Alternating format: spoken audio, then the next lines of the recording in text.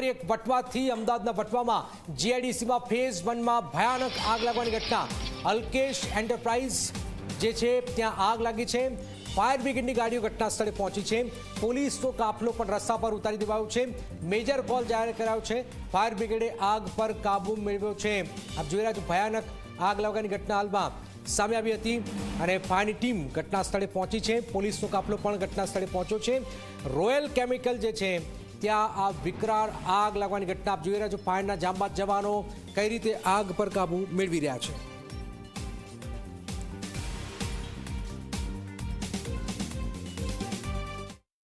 लगभग बपोरना 1 થી 1.5 વાગ્યાની આજ અરસામાં વટવા જીઆઈડીસીની અંદર જે અલ્કેશ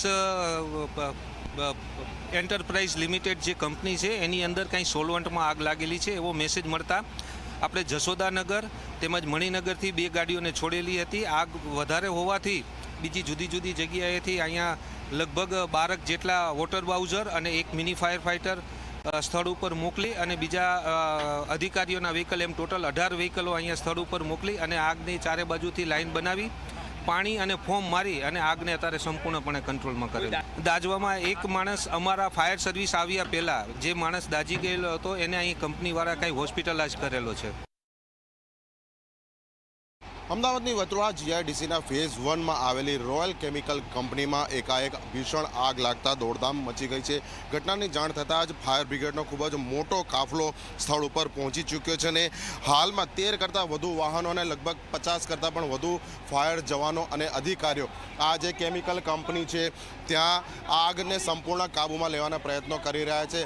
હાલ તો આગ ઉપર અંશતઃ કાબૂ મેળવી લેવામાં આવ્યો છે। આપ જોઈ શકો છો હાલમાં હજી પણ ધુમાડા બહાર આવી રહ્યા છે અને ફાયર બ્રિગેડ દ્વારા ફોમનો ઉપયોગ કરી અને સોલવન્ટ નામના કેમિકલમાં જે આગ લાગી છે તેને કાબૂમાં લેવાના પ્રયત્નો થઈ રહ્યા છે। ઘટનાની ગંભીરતા આ દ્રશ્યો પરથી અંદાજ લગાવી શકાય છે।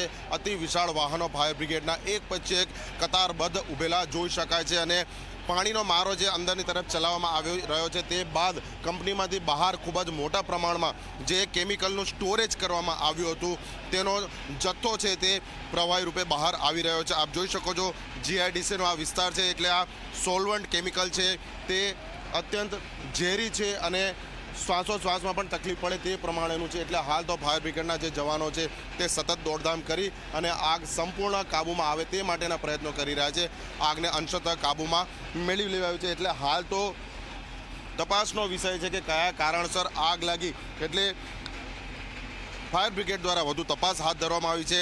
સદનસીબે આટલી ગંભીર ઘટનામાં એકમાત્ર વ્યક્તિને સામાન્ય ઈજા પહોંચી નથી અને અન્ય કોઈ પણ વ્યક્તિની જાનહાનિ નથી થઈ। કેમેરા પર્સન એસપી શર્મા સાથે અર્પણ કાયદાવાલા ઝી મીડિયા અમદાવાદ।